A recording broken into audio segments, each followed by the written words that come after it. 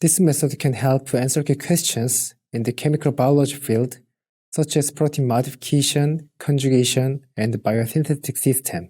The main advantage of this technique is that L-DOPA can be site-specifically and efficiently introduced into target proteins by using biosynthetic system.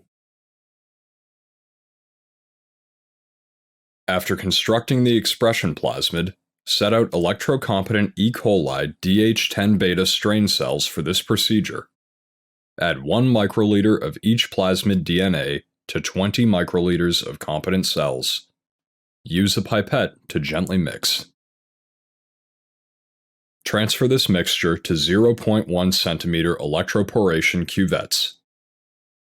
Place a filled cuvette in the electroporation chamber, making sure there is firm cuvette chamber contact.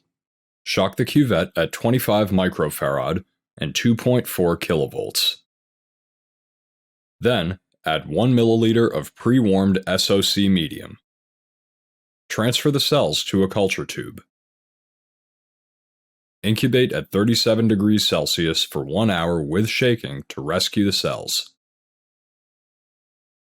Spread 10 to 100 microliters of the rescued cells on a lysogeny broth agar plate that contains 35 micrograms per milliliter chloramphenicol and 100 micrograms per milliliter ampicillin. Incubate at 37 degrees Celsius for 16 hours. After this, inoculate a single transformed colony in 5 milliliters of LB medium containing antibiotics to prepare a starter culture. Incubate at 37 degrees.